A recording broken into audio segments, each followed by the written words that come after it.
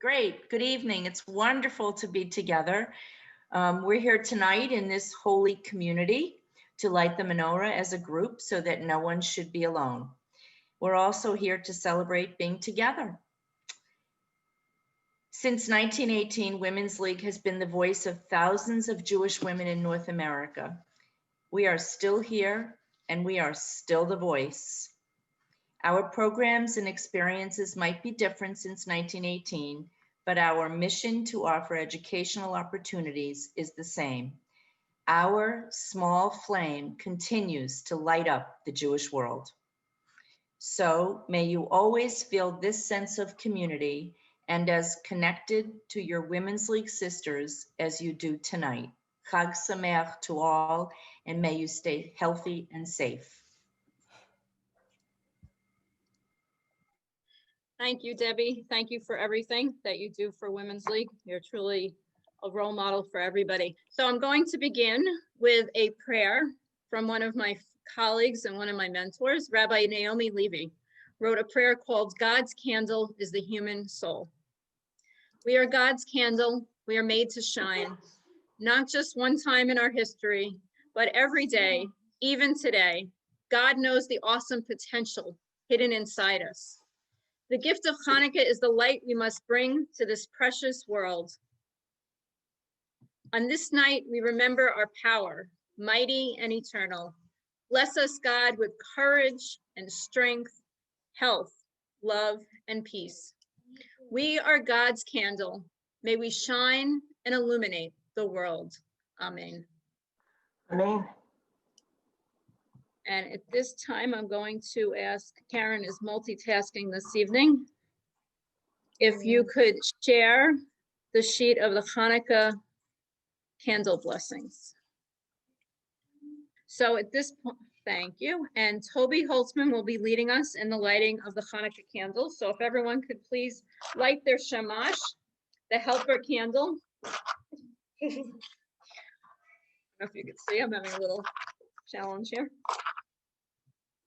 It took me 2 times.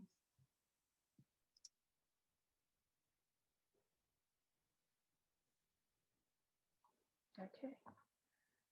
Baruch atah Adonai Eloheinu melech haolam asher kitshanu b'mitzvotav etzivanu lahadlik ner shel Hanukkah. Baruch atah Adonai Eloheinu melech haolam she'asa nisim b'avoteinu bayamim hahem ubazman hazeh.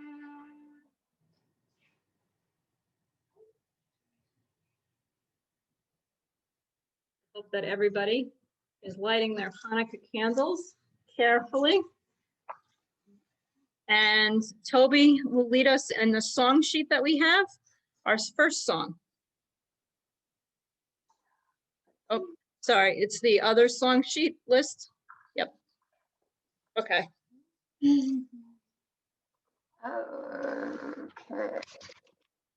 Here we go.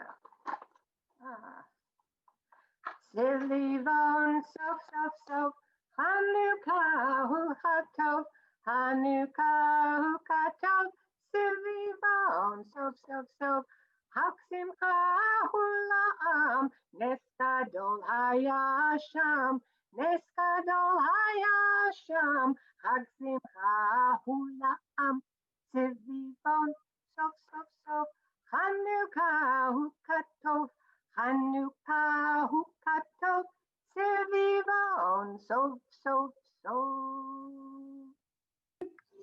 And now, as you'll see, we have a regrouping of those women who participated in Zumriya. With number 2, we have Razel. Okay, I'm going to add a second stanza to this song.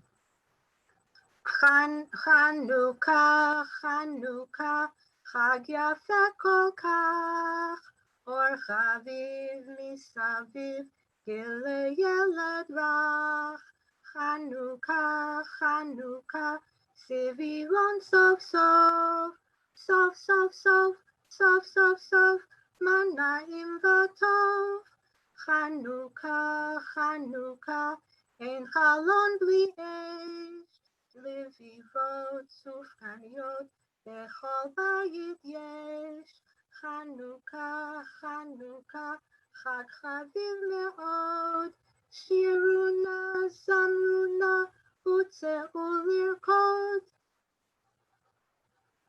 I like that additional part of that. And I have Yes, it in Koch. English, I have it rhyming in English too. You want, keep going. Well, Chanukah, Chanukah, lovely holiday, loving light encircling bright, joyful children play. Chanukah, Chanukah, dreidel spin, spin, spin, whirl and spin, whirl and spin, happy mood we're in. Chanukah, Chanukah, each window with its flame, latke treats, donut sweets, in each home the same. Chanukah, Chanukah, endearing holiday. Let's sway in song, sing along, enjoy this happy day.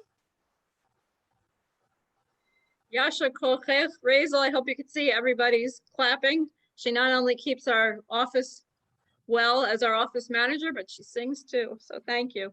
And Karen, if you can just go ahead to number 4, and Toby's going to sing number 4. Oh, same sheet. Yep. Great.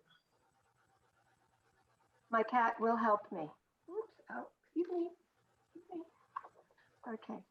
Mi Malel Guvrot Yisrael Otami Yimneh Hein B'chol Dor Yakum Hagibor Goel Ha'am.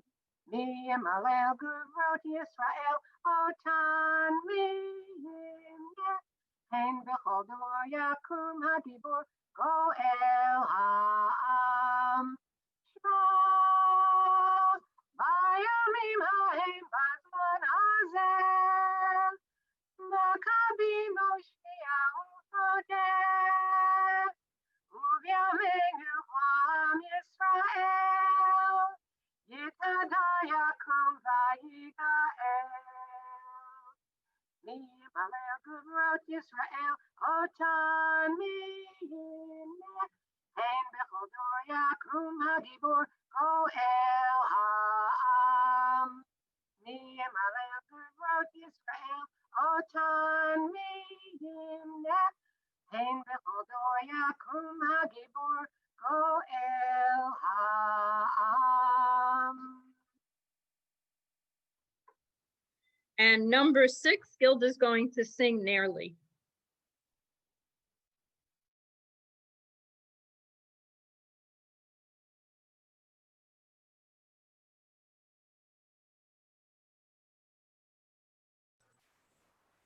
Gilda, you're muted. You're muted, Gilda. Just realized that. Nearly, nearly, nearly daki, B'Chanukah neri adlik, B'Chanukah neri ahir, B'Chanukah sheri ashir. I have a candle, candle so light. Oh, Chanukah, my candles burn bright. On Chanukah, its light burns long. On Chanukah, I sing this song. Nearly, nearly, nearly daki. B'Chanukah neri adlik. B'Chanukah neri ahir. B'Chanukah sheri ashir. Yasha Kochech, fantastic singing from everybody. And there's an old favorite that we missed that we didn't include yet. Is there a volunteer to sing I Have a Little Dreidel? I have a little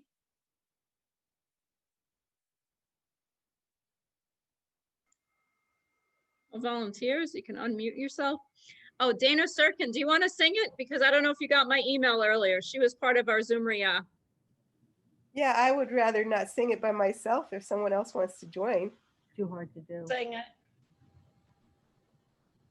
Okay. Okay. And when it's dry and ready, with dreidel I will play. Oh, dreidel, dreidel, dreidel, I made it out of clay. And when it's dry and ready, with dreidel I will play. Hey! Has a lovely body with legs so Like so short and short and thin. thin.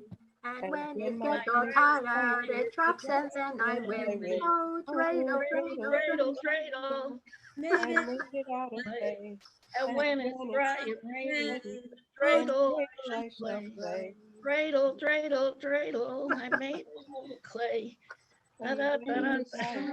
When it's dry and ready, the dreidel I shall play. My dreidel's always playful. I love to to dance watch and the dance spin. spin.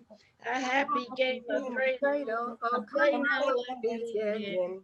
Dreidel, dreidel, Dreidel, dreidel, dreidel, made it out of clay. when it's When dry it's and dry and ready, dreidel, dreidel I shall play. Fantastic. Yasha Koach to everybody, and I'm so glad that everyone participated in singing. And in addition to lighting the candles tonight and singing, we have a guest on our Zoom today that I was able to be connected with through the CEO of the United Synagogue and the Rabbinical Assembly, Rabbi Jacob Blumenthal, sent me an email that Judy Hetzunk, did I pronounce it right? Okay, good. Was an author who was interested in doing some programming for our sisterhoods. And I said, what a great way for her to come this evening, because she has a new historical novel called Justice, Maccabees, and Pharisees.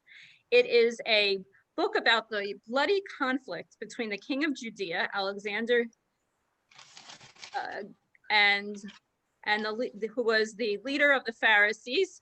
It chronicles a fraught marriage and the divided Judea in the 1st century BCE. One of the characters that we've been reading about in Pirkei Avot that we study every day, Shimon ben Shetach, plays a part in her book. But this isn't her first book. She's also the author of Queen of the Jews, which is a novel, and 2 nonfiction books, Taking Judaism Personally and the Intermarriage Handbook, which sounds fascinating. So we will get to hear about what happened when the Maccabees became king in her new book, Justice, Maccabees, and Pharisees. So Judy, it's all yours.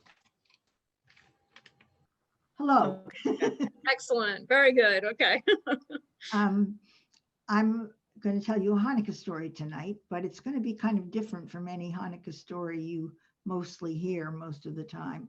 You'll be muted while I'm talking, but I invite you to make comments or questions in the chat, and I'll respond after I tell my story. Slide 1. I've written 2 books, 2 historical novels about the Hasmonean dynasty. Well, when I was a kid learning about the Maccabees in my Reform synagogue, I never heard the word Hasmonean. I didn't know that the last of the Maccabees, Simon, would found a dynasty that ruled in independent Judea for 77 years. Nor did I know that his grandchildren, his grandsons, would declare themselves king, which turned out not to be very good for Judea. But as I researched, I found that that century from the Maccabee rebellion to the conquest by the Romans was I think, the most important century in Jewish history, because in that century, we made this remarkable radical transition from being a religion of animal sacrifice conducted by priests in the Holy Temple to being a community-centered and home-centered religion that could travel with us wherever we went, and that included discussion, debate, interpretation. So how did all this happen? Next slide. Well, as you will see, This is the process of how we became the people of the book. When historians see an enormous cultural change like this one, they look for causes, and one of the causes they find is outside influences, such as invasions and pandemics, things like that. So in the 400 years before the Maccabee Rebellion, there were 4 major invasions: the Assyrians, the Babylonians, the Persians, and finally Alexander the Great, who conquered almost the whole Mediterranean basin and turned it into a Hellenistic world, a Greek-speaking world. And all of these invasions had the effect in Judea of creating a deep division, you might say a chasm, between the elite and the common people. Those who could, after each invasion, fled often to the land of the country that conquered them. And there they became merchants and traders and cosmopolitans, partaking of whatever culture was around them. After the 70 years after the Babylonians attacked and took the elite to Babylon, the Persians conquered the Babylonians and made a change in policy. They said those of the elite who wanted to, not everybody did, could come back, rebuild the temple, and resume sacrifices. But there was a catch. They turned the priests into tax farmers. They had to collect the tribute that Persia demanded as the ruling power. And they also had to collect the money needed to run the temple and the tithe for the poor. But they could collect as much as they wanted. And they did. They became wealthy and they earned the resentment of the common people. There are examples in the Mishnah of people saying, you know, this is too much. They are beating me to get my money. So by the time the Alexander the Great came along, the priests were actually bidding against each other for this lucrative post of high priest. And some priests went so far as to get decircumcised. That's a painful operation that I will not describe further, but it enabled them to exercise naked in the gymnasium alongside their Greek overlords. One thing that shocked me when I found out about it was that it was Menelaus, a Jewish high priest, who suggested to the Syrian king Antiochus IV, again, a Greek-speaking Macedonian who ruled the Syrians, that he should outlaw some Jewish practices such as circumcision, that he should bring idols into the temple, that he should make pig a sacrificial animal, because this might weaken the determination of the Jews to cling to their own culture, and they might be more eager to integrate into the larger Hellenistic world. Well, there arose a group of people who opposed these changes, and they began meeting as groups of pious men, scribes, eating together and doing their best to follow the laws of the Torah. As I looked for outstanding personalities who were involved in this shift, I was delighted, next slide, to find a queen. And her husband, Yanai, Alexander Jannaeus, was a great soldier. When you look at this map, you see the dark hatched parts. Well, those were all his conquests. He fought 27 wars of conquest in the 27 years that he ruled. But except for being a great soldier, he was a pretty terrible king. He was an alcoholic, a brutal tyrant, and he was totally ignorant. He hadn't been raised in Jerusalem, and he mocked when he performed the roles of high priest. He mocked the service, and people just hated him. But they loved his queen, who, instead of following his lead, did what she could covertly to help these pious people, and who were called by their followers sages. And the people began to turn to the sages instead of the priests for opinions about how to perform rituals and celebrate the holidays. But there was a countervailing group of rich Jews of the elite who called themselves Sadducees. They claimed descent from the high priest Zadok, which was the only line of priests allowed to assume the high priesthood. And they, by implication, were saying, hey, Maccabees were priests, but they never had the right to be high priests. And the Sadducees called these studious teachers Pharisees, separatists, because they refused to integrate into the larger Greek culture. Next slide. While I was researching this, I made a wonderful discovery. There was a Jewish queen who was on the throne, the wife of Alexander Jannaeus, but she was so different from Jannaeus that when he died, the people embraced her as sole ruler of Judea, because she was a follower of the Pharisees, and she, instead of fighting wars, she built up the land of Israel, which had been so neglected during her husband's time. And she was called the Queen of Peace, Shalom Sion.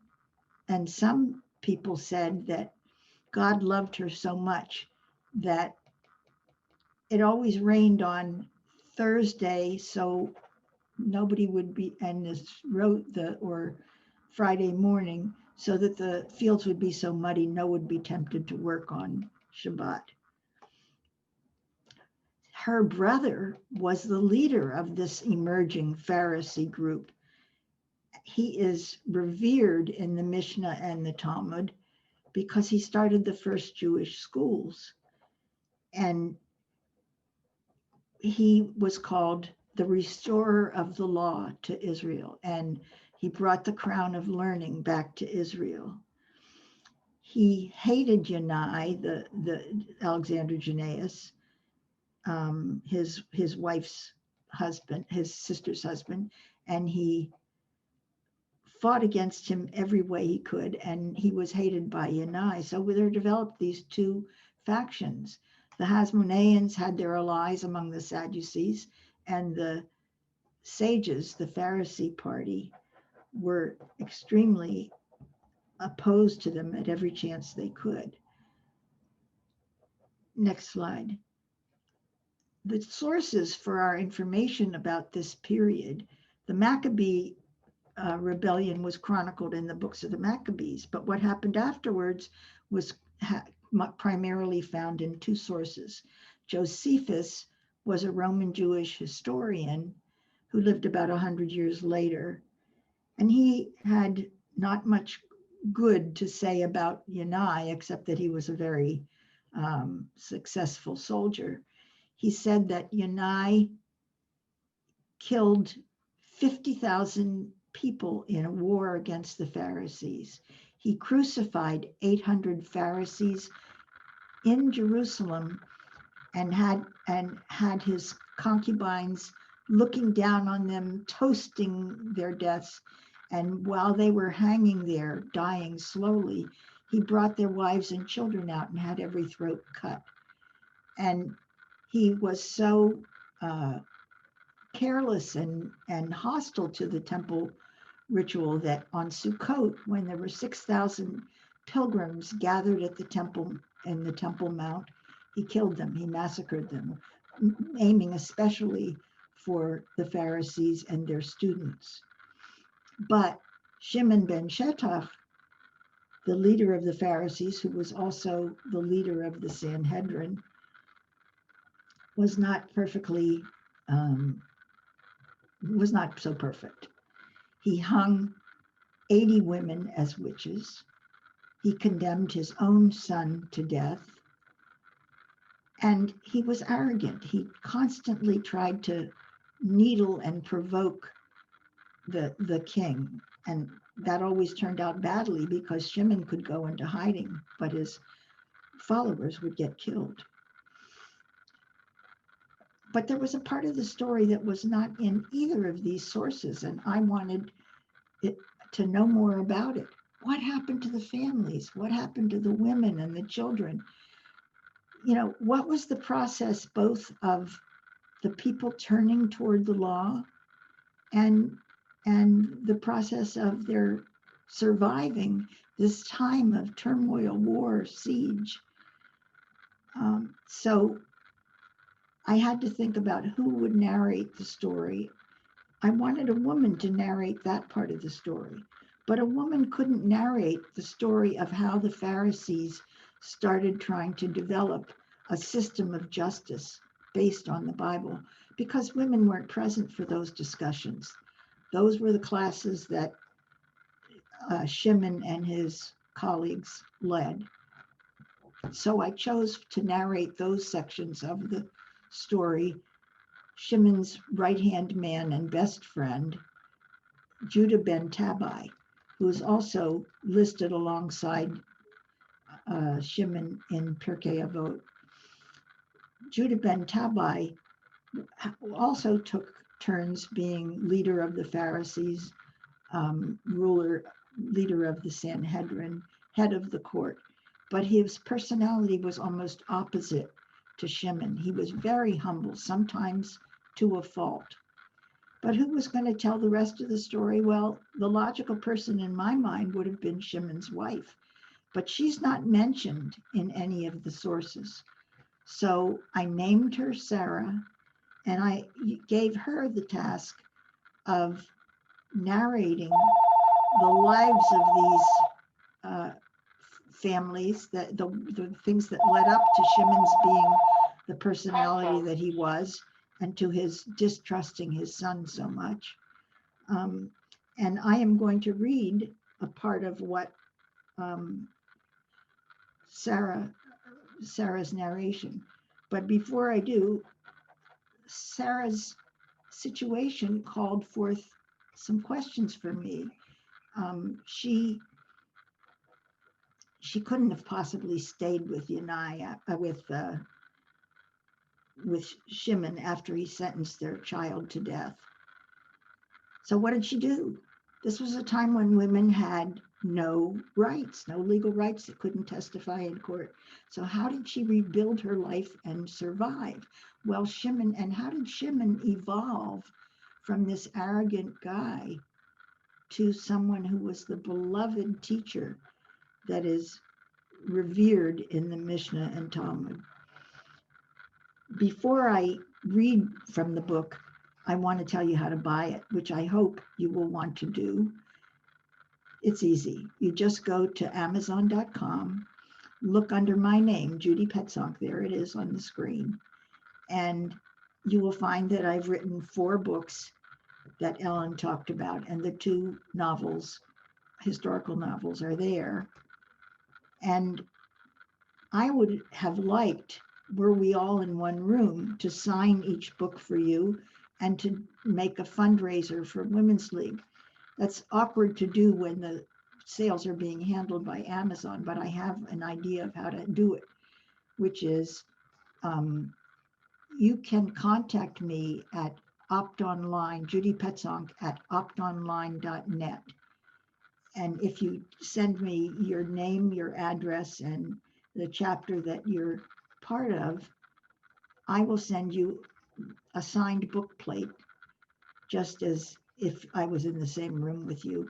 And I will give you a 10% discount, which I will donate for you to Women's League.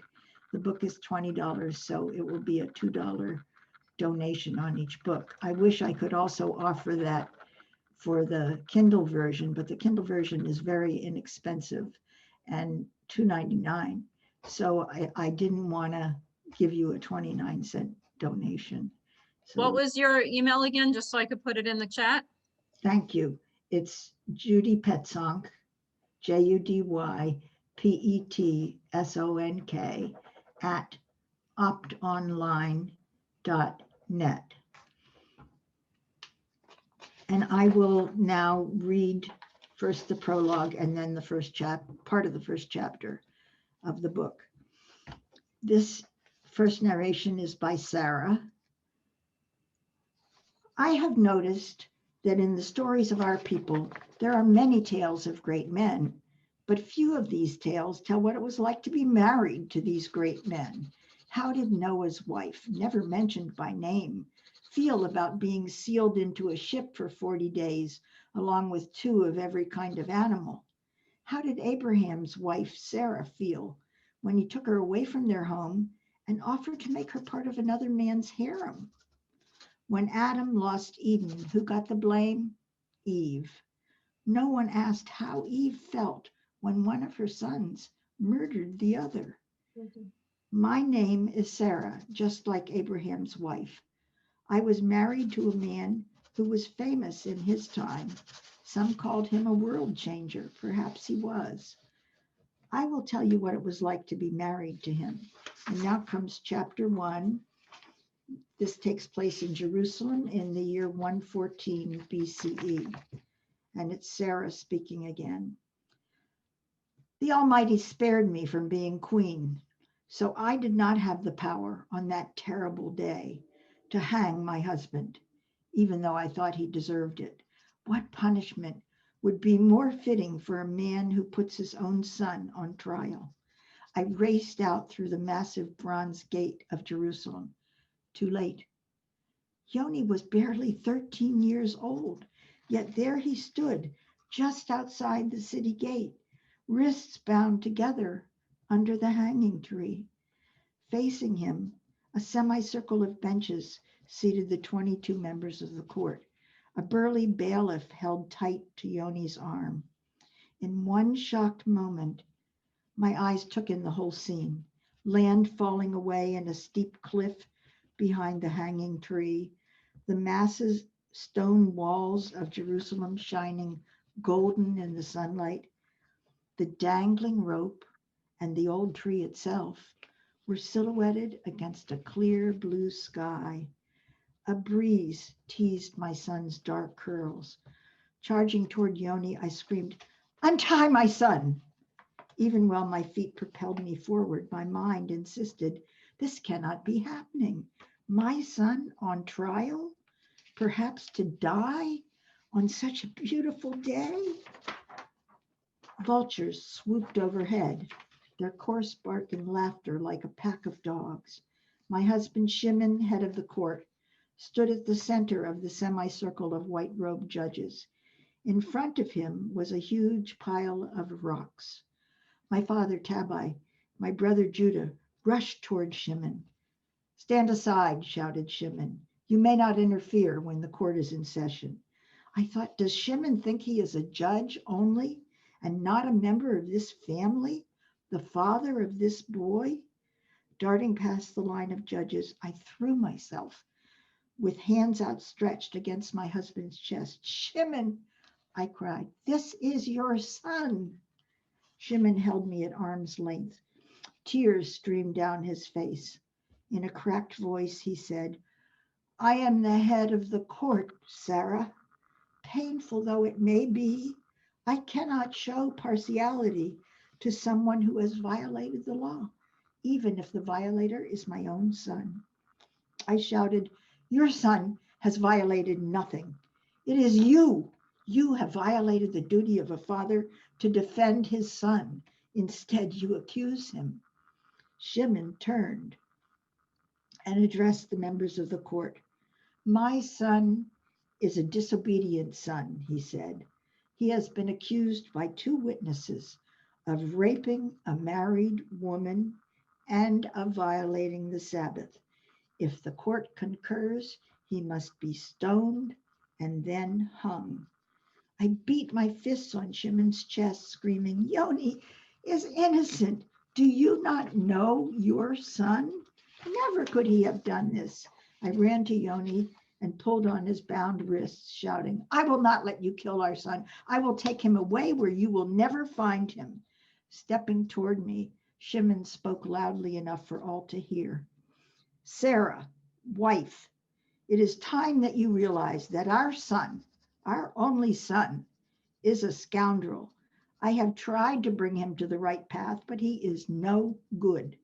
He has been indicted by the testimony of 2 witnesses. Members of the court, I think we must convict. The circle of men, all of them Sadducees, murmured. Shimon pulled them one by one. Guilty, guilty, guilty. 22 times the word was repeated by the 22 Sadducees on the court. I thought, how can anyone expect justice when rich Sadducees judge the son of a poor Pharisee? Trembling, Shimon turned to the 2 accusers. The court has spoken. The 2 witnesses to the crimes of rape, adultery, and violation of the Sabbath must cast the first stones. One witness heaved a rock almost the size of a man's head at Yoni's knee. I screamed. Even Shimon winced. Yoni wavered, then fell onto the muddy ground. Moving awkwardly because of his 2 bound hands, he managed to push himself away from the ground and struggled upright. Yoni shouted, they are not 2 witnesses, they are 2 liars. Father, please believe me. Shimon was unmoved. His jaw stiffened. You are a disobedient son, he said. And for that sin, I, as your father, must cast the next stone. Shimon picked up a stone.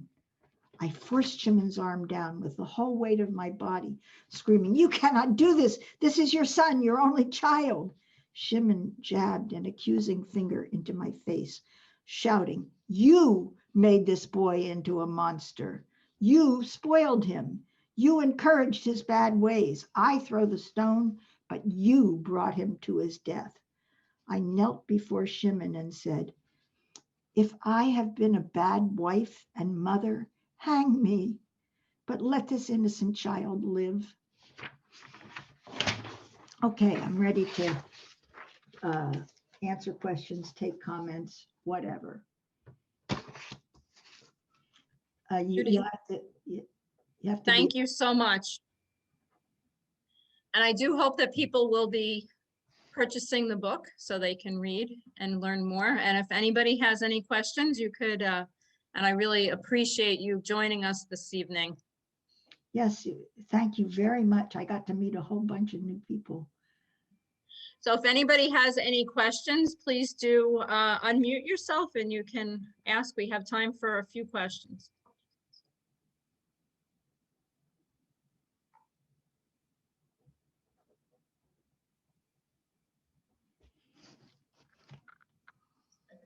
Go to the next page. I'm just checking the different pages. Okay, I will, in the meantime, tell you an anecdote. You know how I got to see that palace of Shalom Sion's in Jericho?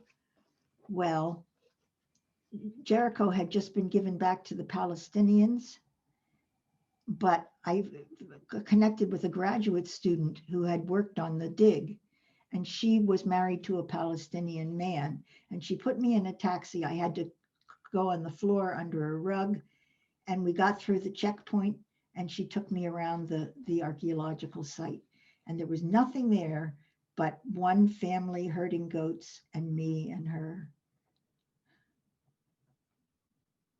So it was quite an experience. How much traveling did you have to do for your research on the book? Well, I went to Israel, but and I went around Israel to various sites. But in the end, there was almost nothing. I met a rabbinical student who was trying to do her thesis on Shalom Sion, and she was finding nothing, and I was finding very little. nothing. So in the end, I came back and mined the Josephus and the Mishnah and the Talmud and the Jerusalem Talmud. And that's where most of the material came from. Most of the anecdotes like this one about, I mean, I tell it rather differently than the Mishnah told it. I forget whether, I guess it was the Talmud for this one. They said that the boy said, "Father, you won't be able to execute the people who lied and implicated me unless you execute me first. So let me be the threshold that opens the door to justice." Well, that may be true, but I couldn't picture it that way. You know, that this kid who was so hostilely treated by his father and was falsely accused would then turn around, stop being a mischief maker and say, "I was wrong, let me die." Right. So You've created a midrash, an explanation on what the story was. right. So that's basically what historical fiction, as I try to write it, that's what it is. It's a midrash to answer the unanswered questions. So who said that he was not guilty? Well, in the Talmud, the witnesses recanted. And then the son said, "But if I don't die, they won't be executed for bearing false witness."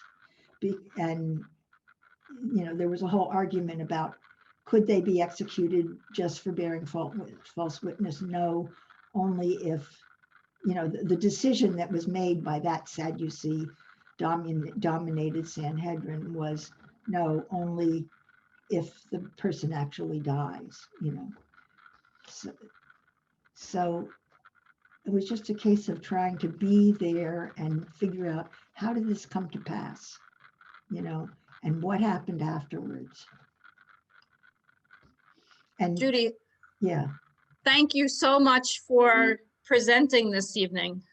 And I'm very glad that Rabbi Jacob Blumenthal made the introduction to us and we were able to use you in this capacity. And I'm hoping that many of our women have seen your name and the name of the book in our newsletter each week, the Women's League Week. That Karen, thank you for doing that. Thank you, Karen, for spending your evening with us, lighting candles, and everybody lighting candles together. It was really wonderful. Judy, I hope that many of us will take you up on the offer to email you. I could get you her email as well if you need it, for us to have you sign our book plates. If you still need a Hanukkah present for somebody, here's an opportunity for a Hanukkah present. And I want to thank our women of the Zumriyah for sharing their voices this evening. Thank you, Toby Holtzman and Debbie Lampard. Debbie had, I think, 3 other different things, unfortunately, she had to do this evening, so she wasn't able to be with us. We will be posting on our website under the news section both the 2 sheets that we shared this evening, the songs and also the prayers. And when Karen has an opportunity to edit the video, we'll post that there as well. So it's really wonderful to be able to light candles with everyone. We have an individual membership lighting again on Wednesday. And as always, during our noon sessions, we're adding, thanks to Toby and Debbie, some parts for Hanukkah as well. So we'll see you tomorrow on Zoom at noon. And Debbie, Chag Sameach, it's all yours. Thank you, Rabbi. Thank you, Rabbi. So I was going to say a lot of what you just said. It's wonderful to be here with everyone tonight and to have this opportunity to be together, biyachad.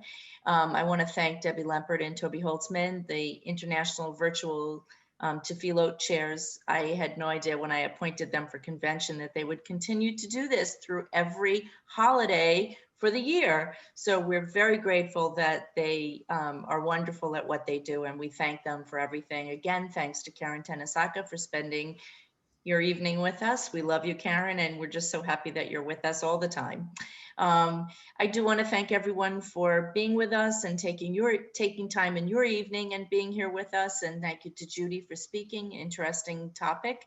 Another way to look at Hanukkah for all of us. Wednesday is individual member candle lighting, and please feel free to get on, really. If you have no one to light candles with and you don't want to be alone, please feel free to get on. Our individual members and our region presidents are getting on Wednesday to do that together, but we don't leave any of our sisters behind. So if you have no one to light candles with, join us. I want to thank you all, and we'll see you tomorrow. Bye-bye.